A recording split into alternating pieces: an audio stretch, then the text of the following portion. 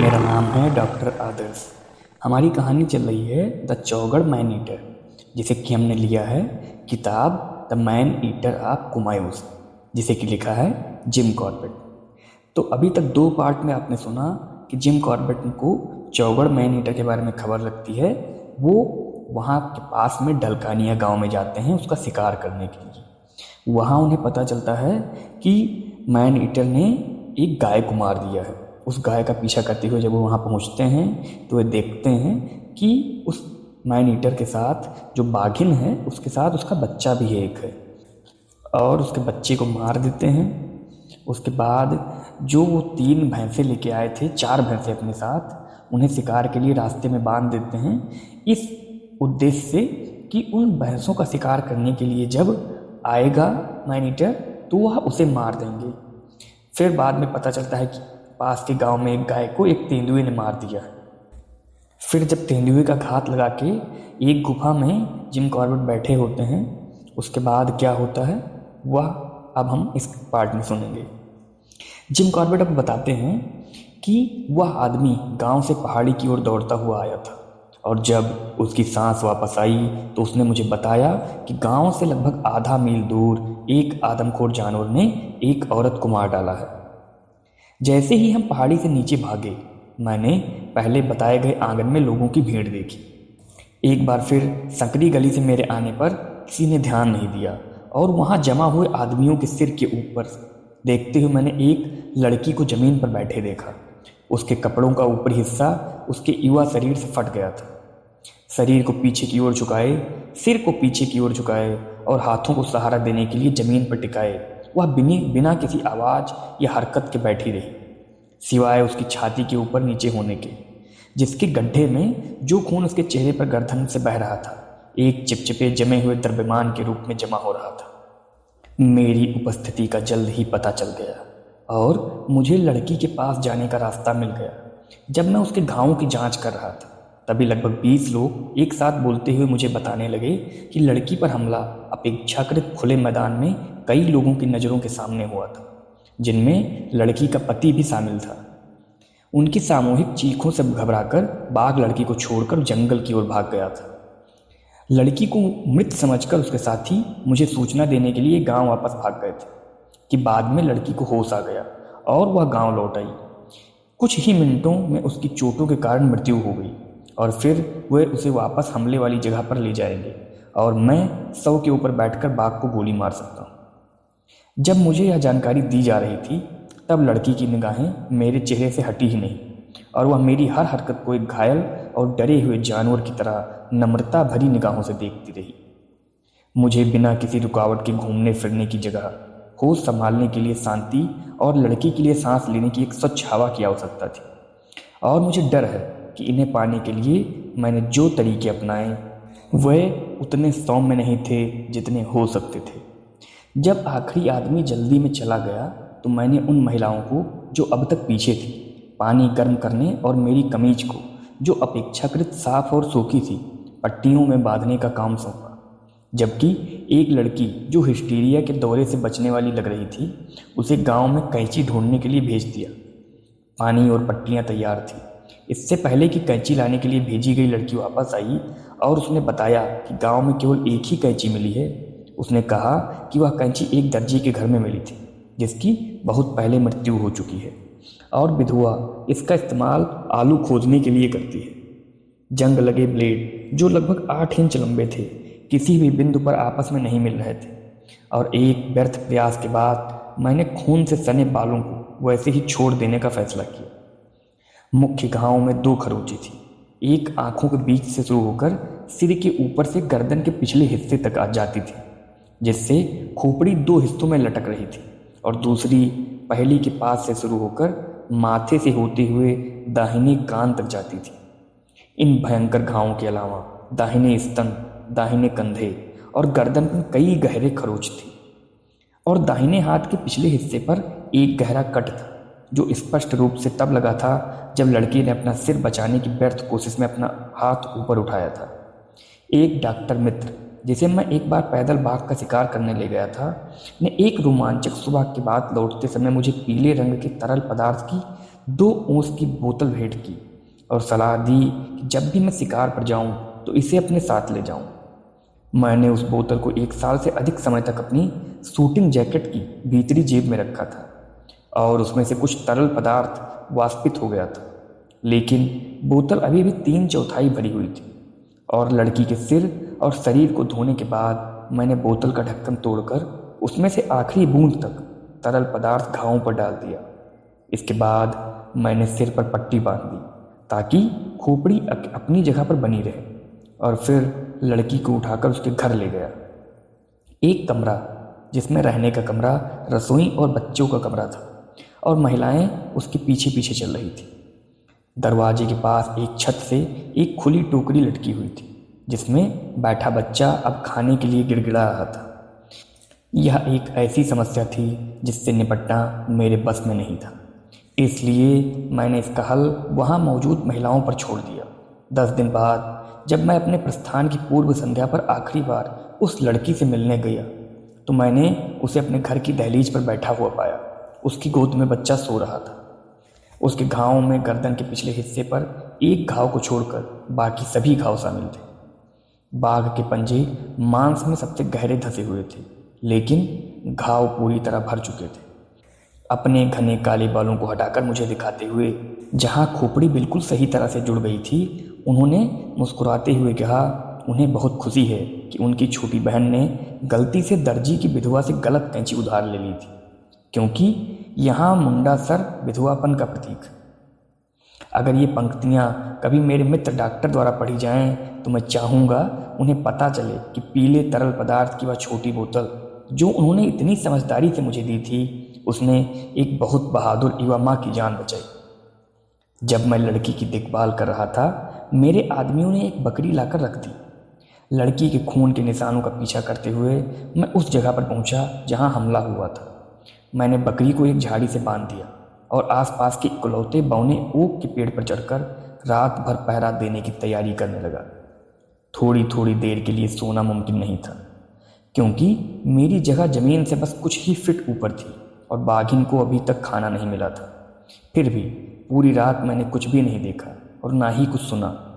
सुबह जब मैंने ज़मीन का मुआयना किया, पिछली शाम मुझे ऐसा करने का समय नहीं मिला था, तो मैंने पाया कि बाघिन लड़की पर हमला करने के बाद घाटी में आधा मील ऊपर उस जगह तक गई थी जहां मवेशियों का रास्ता नंदौर नदी को पार करता है। वह इस रास्ते पर 2 मील तक चलकर डालकानिया के ऊपर पहाड़ी पर जंगल की सड़क से मिलने वाली जगह तक पहुंची। यहाँ पक्की ज़मीन पर मुझे उसके निशान नहीं मिले।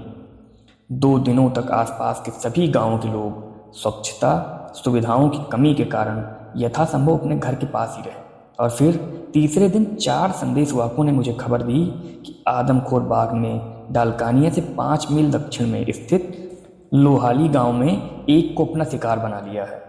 संदेशवाहकों ने बताया कि जंगल के रास्ते से दूरी 10 मील थी, लेकिन एक शॉर्टकट से केवल 5 मील थी, जिसके द्वारा वे मुझे वापस ले जाने का प्रस्ताव दे रहे थे। मैंने जल्द ही अपनी तैयारी पूरी कर ली और दोपहर के कुछ समय बाद मैं अपने 4 गाइडों के साथ रवाना हो गया। 2 मील की बेहद कठिन चढ़ाई और बाद हम डालकानिया के दक्षिण में स्थित लंबी पहाड़ी की चोटी पर पहुंचे और वहां से 3 मील नीचे घाटी दिखाई देने लगी जहां कथित तौर पर शिकार हुआ था। मेरे मार्गदर्शक मुझे कोई विस्तृत जानकारी नहीं दे सके। वे लोहाली के पास 1 मील दूर एक छोटे से गांव में रहते थे और सुबह 10 बजे उन्हें उसी तरह संदेश मिला जैसा पहले उन्होंने मुझसे बताया था कि लोहाली की एक महिला को आदमखोर ने मार डाला है, और उन्हें यह सूचना डालकानिया में मुझे देने का निर्देश दिया गया था। जिस पहाड़ी पर हम खड़े थे उसकी चोटी पर पेड़ नहीं थे। जब तक मैंने सांस ली और सिगरेट पी, मेरे साथियों ने मुझे आसपास की जगहों के बारे में बताया। जहां हम आराम कर रहे थे उसके पास ही एक बड़ी चट्टान की ओट में एक छोटी सी टूटी फूटी झोपड़ी थी, जिसके पास ही कटीली झाड़ियों का एक गोलाकार घेरा था। जब मैंने उनसे इस झोपड़ी के बारे में पूछा तो उन्होंने मुझे यह कहानी सुनाई कि 4 साल पहले एक भूटिया, सीमा पार का आदमी, मतलब भूटान का आदमी, जो पूरी सर्दी पहाड़ी की तलहटी के बाजारों से गुड़, नमक और अन्य सामान के पैकेट जिले के अंदरूनी हिस्सों में भेजता रहा था, उसने यह झोपड़ी गर्मियों और बरसात के मौसम में अपनी बकरियों को आराम देने और उन्हें मोटा करने के लिए बनाई थी, ताकि वे अगली सर्दी के काम के लिए तैयार हो सकें। कुछ हफ्तों बाद बकरियां पहाड़ी से नीचे आ गई और मेरे सूचना देने वालों की फसलों को नुकसान पहुंचाया। जब वे विरोध दर्ज कराने आए तो उन्होंने झोपड़ी को खाली पाया और वह खूंखार भेड़ कुत्ता, जिसे ये लोग रात में अपने शिविरों की रखवाली के लिए हमेशा अपने साथ रखते थे, लोहे के खंभे से बंधा हुआ और मरा हुआ पाया। कुछ गड़बड़ी का संदेह हुआ और अगले दिन आसपास के गांवों के लोगों को इकट्ठा करके तलाशी अभियान चलाया गया। बिजली गिरने से क्षतिग्रस्त एक बलूत के पेड़ की ओर इशारा करते हुए, जो लगभग 400 गज दूर था, मेरे मुखबिरों ने बताया उसके नीचे उस आदमी के अवशेष, उसकी खोपड़ी, हड्डी के कुछ टुकड़े और उसके कपड़े मिले थे। यह चौगड़ नरभक्षी बाघ का पहला मानव शिकार था। जहां हम बैठे थे वहां से उस खड़ी पहाड़ी से नीचे उतरने का कोई रास्ता नहीं था और उन लोगों ने मुझे बताया हमें उस जगह तक पहुंचने के लिए पहाड़ी की चोटी के साथ साथ आधा मील आगे बढ़ना होगा, जहां हमें नीचे जाने का रास्ता मिलेगा। हमें एक बेहद खड़ी और ऊबड़ खाबड़ पगडंडी मिली, जो हमें सीधे नीचे उनके गांव से गुजरते हुए लोहाली तक ले जाती, जिसे हम नीचे घाटी में देख सकते थे। हम पहाड़ी की चोटी पर लगभग आधी दूरी तय कर चुके थे, तभी अचानक और बिना किसी कारण के मुझे लगा कि कोई हमारा पीछा कर रहा है। इस भावना के विरुद्ध खुद से तर्क करना व्यर्थ था। इस पूरे क्षेत्र में केवल एक ही आदमखोर थी और उसने 3 मील दूर एक शिकार किया था, जिसे वह छोड़ने वाली नहीं थी। फिर भी बेचैनी बनी रही और चूंकि अब हम घास वाली पहाड़ी के सबसे चौड़ी जगह पर थे, मैंने आदमियों को बैठने के लिए कहा और उन्हें निर्देश दिया कि जब तक मैं वापस ना आ जाऊं तब तक वे हिले नहीं, और मैं खुद जांच पड़ताल के लिए निकल पड़ा। जहां से हम पहली बार पहाड़ी की चोटी पर आए थे वहां वापस जाकर मैं जंगल में घुस गया और खुले मैदान में सावधानी से घूमते हुए वापस वहां पहुंचा जहां आदमी बैठे थे। किसी भी जानवर या पक्षी की चेतावनी भरी आवाज़ से यह संकेत नहीं मिला कि आसपास कहीं कोई बाघ मौजूद है, लेकिन उसके बाद मैंने उन चारों आदमियों को अपने आगे चलने के लिए कहा, जबकि मैं सबसे पीछे सेफ्टी कैच पर अंगूठा रखे और लगातार पीछे की ओर नज़र रखता रहा। जब हम उस छोटे से गांव में पहुंचे जहां से मेरे साथी चले थे, तो उन्होंने मुझे वहीं छोड़ने की अनुमति मांगी। मुझे उनकी यह अनुमति पाकर बहुत खुशी हुई, क्योंकि मुझे 1 मील लंबा घना झाड़ीदार जंगल पार करना था और हालांकि मुझे अब पीछा किए जाने का डर नहीं लग रहा था, फिर भी केवल अपनी जान की रक्षा करने से मुझे अधिक सुरक्षित और सहज महसूस हुआ। बाहरी सीढ़ीदार खेतों से थोड़ा नीचे, जहाँ से घनी झाड़ियाँ शुरू होती थी, वहाँ एक साफ पानी का झरना था जिससे गांव को पानी मिलता था। यहीं नरम गीली जमीन पर मुझे आदमखोर के ताजे पदचिन्ह मिले। जिस गांव की ओर जा रहा था उस दिशा से आ रहे इन पदचिन्हों और ऊपर पहाड़ी पर मुझे महसूस हुई बेचैनी ने मुझे आश्वस्त कर दिया कि शिकार में कुछ गड़बड़ हो गई है और मेरी खोज व्यर्थ होगी। जैसे ही मैं झाड़ियों के जंगल से बाहर निकला, मुझे लोहाली दिखाई देने लगी, जिसमें 5 या 6 छोटे घर थे।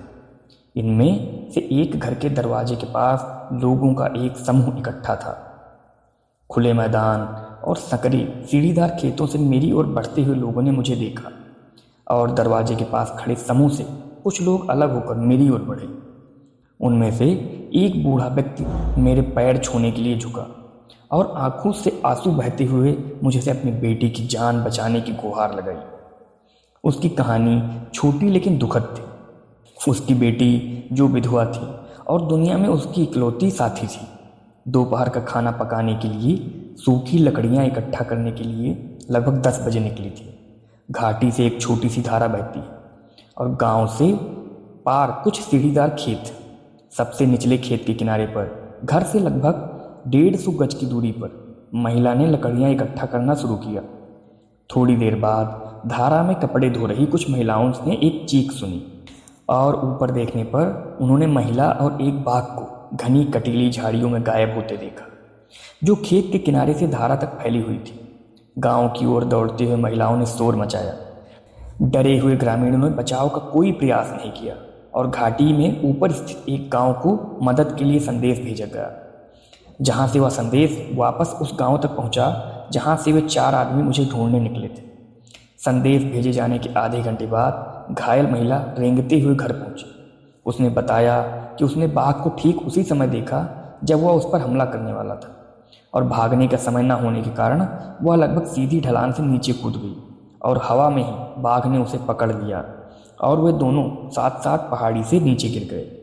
उसे तब तक कुछ याद नहीं था जब तक कि उसे होश नहीं आया और उसने खुद को नदी के किनारे पाया और मदद के लिए पुकारने में असमर्थ होने के कारण वह अपने हाथों और घुटनों के बल रेंगते हुए गांव वापस आ गया। जब यह कहानी चल रही थी तब हम घर के दरवाजे पर पहुंच चुके थे।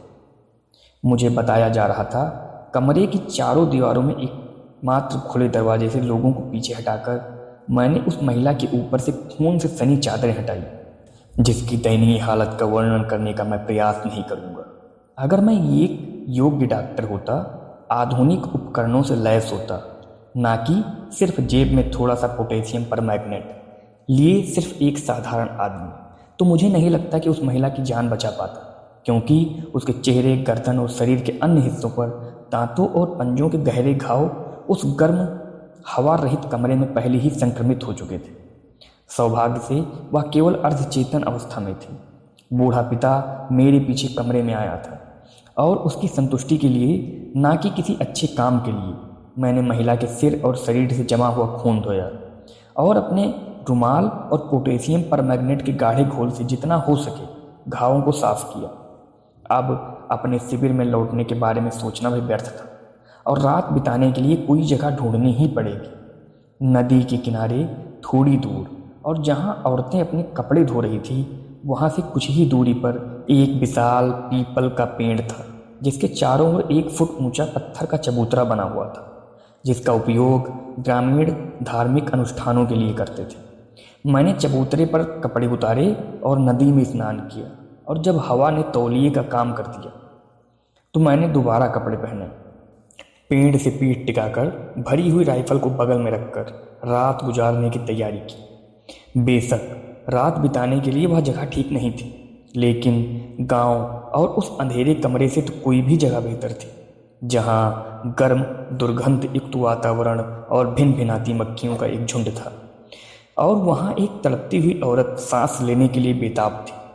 रात के दौरान महिलाओं के विलाप ने यह घोषणा की कि पीड़ित की मुसीबतें खत्म हो गई और जब मैं सुबह सुबह गांव से गुजरा तो अंतिम संस्कार की तैयारियां काफ़ी हद तक पूरी हो चुकी थी। इस दुर्भाग्यशाली महिला और डालकानिया की लड़की के अनुभव से अब यह स्पष्ट हो गया था कि बूढ़ी बाघिन अपने शावक पर बहुत हद तक निर्भर थी कि वह जिन मनुष्यों पर हमला करती थी उन्हें मार डाले। आमतौर पर आदमखोर बाघों के हमले में हर 100 में से केवल एक ही बच पाता है, लेकिन इस आदमखोर बाघिन के मामले में यह स्पष्ट था कि मरने वालों की तुलना में ज़्यादा लोग घायल होकर मरेंगे, क्योंकि निकटतम अस्पताल 50 मील दूर था। इसलिए नैनीताल लौटने पर तक मैंने सरकार से अपील की कि उस क्षेत्र के सभी गांवों के मुखियाओं को कीटाणुनाशक और पट्टियां भेजी जाएं, जहां वह बाघिन सक्रिय थी। अपनी अगली यात्रा पर मुझे यह जानकर खुशी हुई कि मेरी विनती मान ली गई है और कीटाणुनाशकों ने कई लोगों की जान बचाई थी। मैं डलकानिया में 1 और सप्ताह रुका और शनिवार को घोषणा की कि मैं अगले सोमवार को घर के लिए रवाना हो जाऊं। तो इस पार्ट में यहाँ तक। अगले पार्ट में हम सुनेंगे इसके आगे की कहानी। Thank you, have a good day.